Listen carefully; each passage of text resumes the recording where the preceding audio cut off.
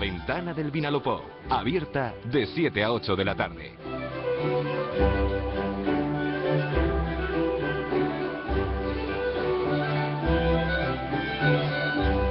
7:26 minutos de la tarde, recuperar la historia, recuperar una parte de nuestro legado, conocer lo que pasó y adaptarlo a nuestro tiempo. Hoy les traemos al programa una práctica que en su modalidad más moderna es incluso deporte olímpico, la esgrima antigua, la lucha española del siglo XVII.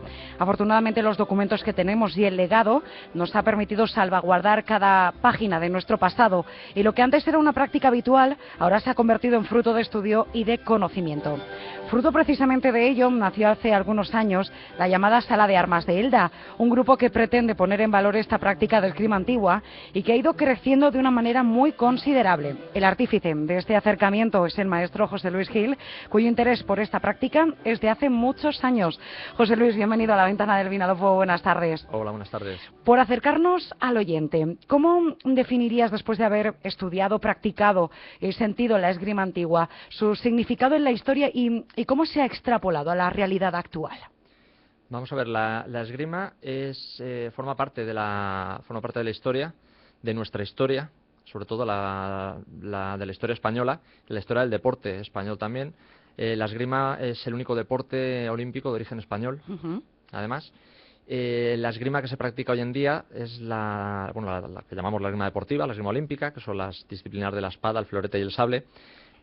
Toman sus bases, sobre todo la espada, toman sus bases de la esgrima que se practicó en España, del método que se creó en España a lo largo de los siglos XVI y XVII. Y eso es lo que se ha mantenido, se ha asentado. De hecho, la espada olímpica hoy en día guarda la reminiscencia de las espadas españolas antiguas. Se ha mantenido eso.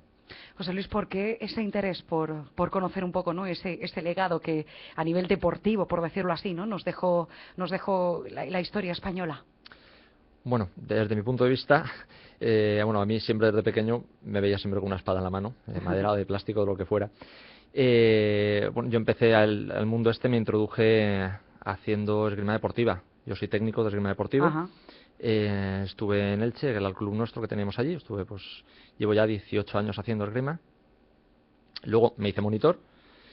Llevo desde monitor desde el año 2001.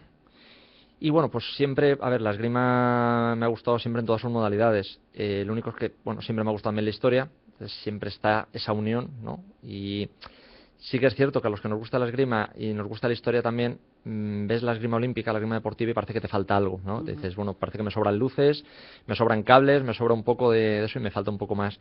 Entonces surgió una iniciativa hace unos años en la Federación Nacional para aquellos que éramos monitores, para que no se perdiera esto, pues con los maestros que hay todavía en España, pues que en su día se dedicaron a estudiarlo, pues a investigar y demás. Entonces, ya partiendo de la base de que nosotros tuviéramos una formación técnica para poder enseñar, son monitores, y pues nos fueron introduciendo pues a todo el tema de los tratados antiguos, cómo tenemos que enfocarlos, cómo tenemos que trabajarlos. Y luego sí que es cierto que también es un poco el método propio que sigue igual que antiguamente, pues ahora el método propio que siga cada alumno, cada escuela, manteniendo una base de la esgrima española. Es decir, que no solo se da o se imparte, ¿no?, al alumnado cómo se tiene que aplicar en la práctica la esgrima antigua, sino que también se traslada, ¿no?, al alumno todo el sentir, ¿no?, todo el estudio que hay en torno a esta práctica. Efectivamente. De hecho, hablas de esgrima, pero no puedes hablar de esgrima de una forma aislada. Tienes que hablar de una época, porque la esgrima es un reflejo más de la sociedad de esa época, de la cultura. No se hacía igual en España que en Italia, que se hacía en Inglaterra. Se estudia también un poco pues la sociedad de esa época, qué clase de conflictos había, por qué habían esos conflictos. O sea, va más allá solamente de lo que es estrictamente coger una espada y decir, voy a pelear. Tienes que entender por qué se hizo así, ¿no? Cómo se llegó a ese método, por qué se utilizaban esas armas, cómo se utilizaban. O sea, es más complejo que simplemente el decir, bueno, pues eso, cojo un arma y doy espadazos. No sé si es...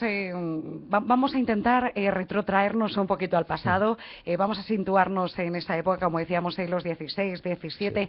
Cuéntanos un poco cómo era el perfil de un duelista, porque creo que se llaman así, ¿no? Y cuéntanos un poco en qué época nos encontramos. Sé un poquito tú el que nos lleve, ¿no? Por ese mundo español, ¿no? Del Renacimiento. Bueno, pues vamos a ver, la época dorada de este tipo de armas con las que trabajamos nosotros, lo hemos enmarcado entre los años 1650 y 1700. Es siglo XVII, pero segunda mitad. Lo hemos hecho ahí porque concretamente las armas con las que trabajamos solamente existieron durante esos años. Antes no estaban tan evolucionadas y después ya evolucionaron a otro tipo de armas. Entonces es muy importante cuando hablas de una época o enseñas una esgrima en concreto, la esgrima ha sido evolución siempre. Entonces, igual que hoy en día la esgrima no ha cambiado de unos años para acá, antiguamente igual tú tienes que ceñirte a unos años. ¿Qué época nos encontrábamos? Bueno, dentro de lo que es el ámbito que trabajamos nosotros, que son los duelos, la época se presta bastante, es la segunda mitad del 17, como hemos dicho. Digamos que bueno, pues los mosqueteros y el capitán Alatriste o ya estaban muertos o estaban casi, ¿no? Estaban ya un poco mayores. Era una época en que España, en este caso, ya estaba empezando su declinar con el reinado de Carlos II, el último Austria. España ya estaba empezando a perder el control por toda Europa en favor de Francia. Francia ya era, por la Francia de Luis XIII y luego ya la Francia de Luis XIV, eran ya las que estaban empezando a marcar tendencias. Eso lo encontramos, por ejemplo, también en la ropa de la época. La ropa de la época está más alejado del ideario de los tres mosqueteros y se acerca más quizá a lo mejor a los piratas por el tema de las casacas. Empieza a imperar ya la moda francesa. En España sí que es cierto que nos resistimos bastante todavía. Hasta Felipe V se resistió mucho la gente al cambio de moda. Cuando hablamos de los duelistas no era gente que se reclutaba en una taberna. El duelista, para empezar, los duelos como tal solamente correspondían a la nobleza o entidades asimiladas, como eran los gremios de comerciantes. Hablamos del poder. Entonces, esos eran los únicos que tenían honor y como tal podían defender por un duelo. Lo demás que hacía la gente que intentaba emular a la nobleza eran riñas. O sea, y en las partidas, todo estaba catalogado.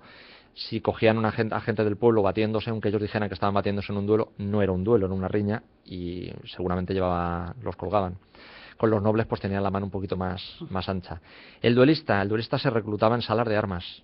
Era un luchador profesional, era un esgrimista profesional. Sería el deportista de élite de hoy en día, de esgrima, pero aplicado al siglo XVII. Era gente que además estaba acostumbrada a tratar con la nobleza.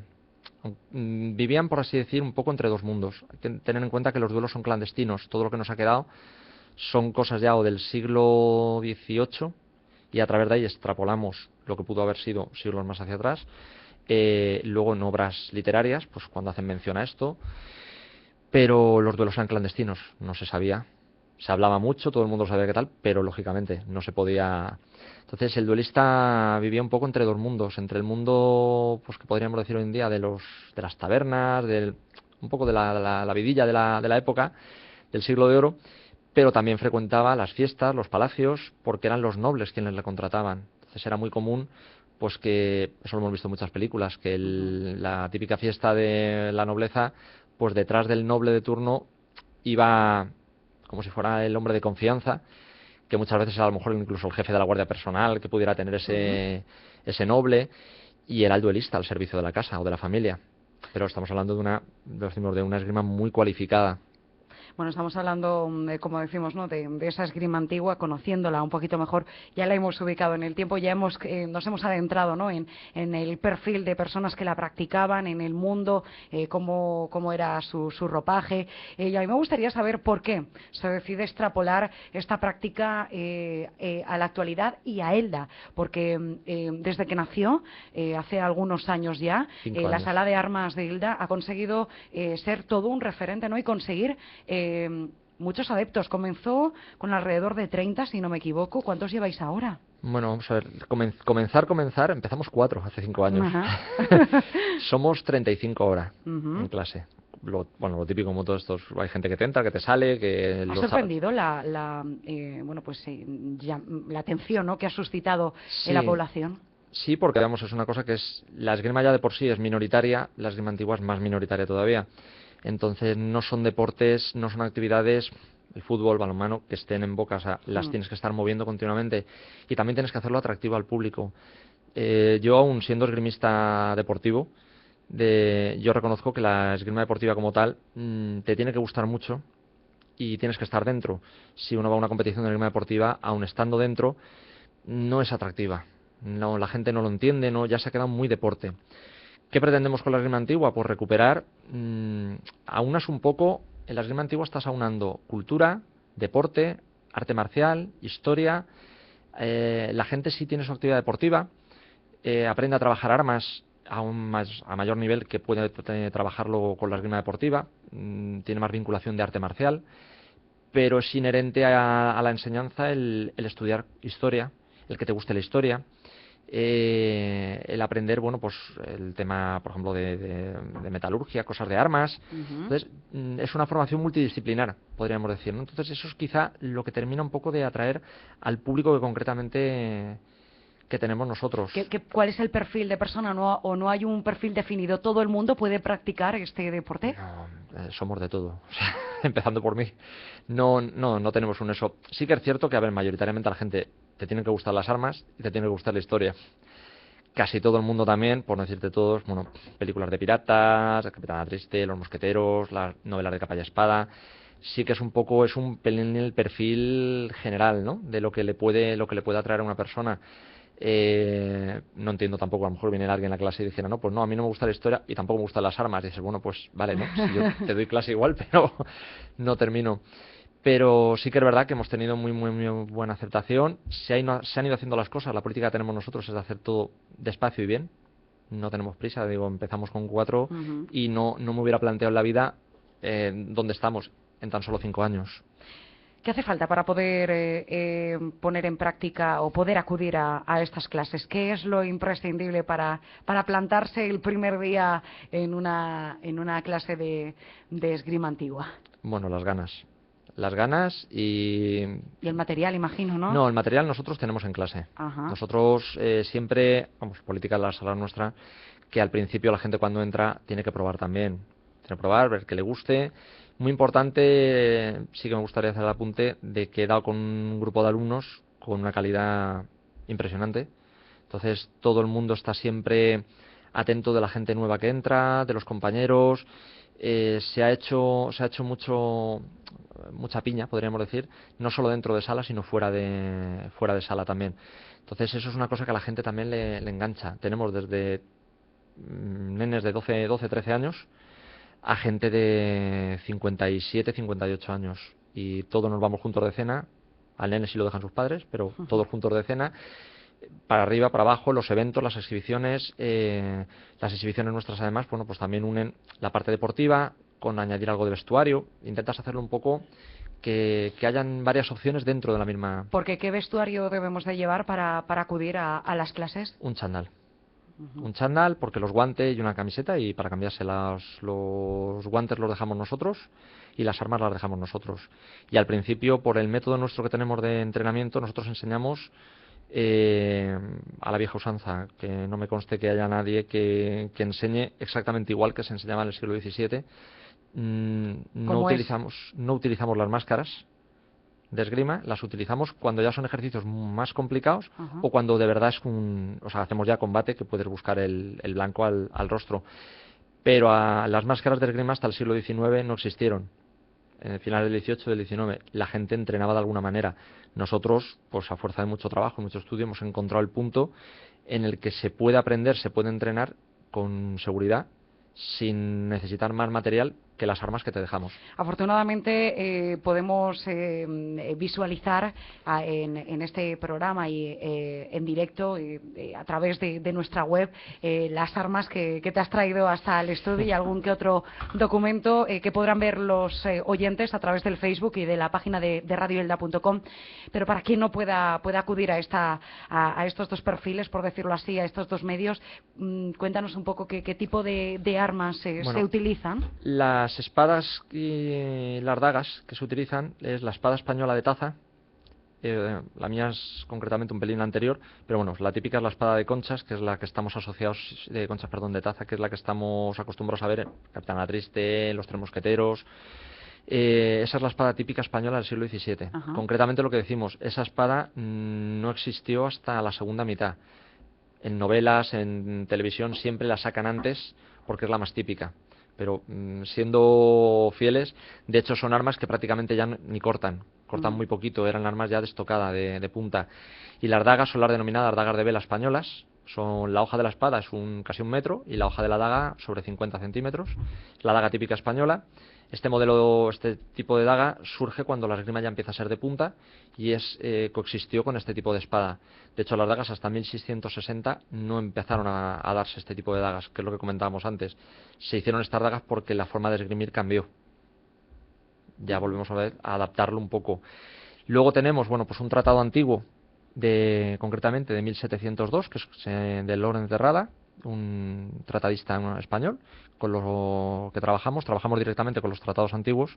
De ahí extraemos los principios generales de todos los tratados de esa época y elaboramos lo que es ya nuevo, el método y las clases. La mayoría de métodos se tienen que hacer un poco prueba de acierto y error, porque no hay nadie que estuviera en aquella época ahora para decírnoslo. De ahí que es muy importante utilizar las mismas armas y el mismo sistema, que es a cara descubierta. A cara cubierta tú puedes hacer una acción que, como no te va a pasar nada, podía ser real o no ser real. Si nosotros te la enseñamos a hacer a cara descubierta, esa acción es real. Entonces, por lo tanto, y está sacada de principios generales de los tratados. Y un manual que he traído se llama Ofensas y Desafíos, que era muy común antes que se hicieran manuales de las leyes del duelo, que lo que decimos, muy clandestino, pero esto concretamente es del año, está fechado en Atocha, Madrid, en 1890. Esto se publicaba y se editaba para que todo el mundo supiera cómo tenían que batirse, los requisitos, cómo eran las ofensas, los desafíos.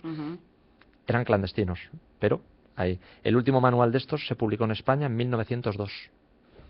Yo, la verdad, que lo considero súper interesante, ¿no? Que se mezcle o se combine, ¿no? Esa parte de nuestro legado más propio, el que tenemos los españoles, con el deporte y, por supuesto, también con ese proceso de investigación, ¿no? Que aúna esta sala de armas de Elda, que, por cierto, ¿no? Habéis ampliado miras y eso quiere decir, como digo, ¿no? Que bueno, pues hay muchos adeptos no solo en Elda, sino en la provincia de Alicante.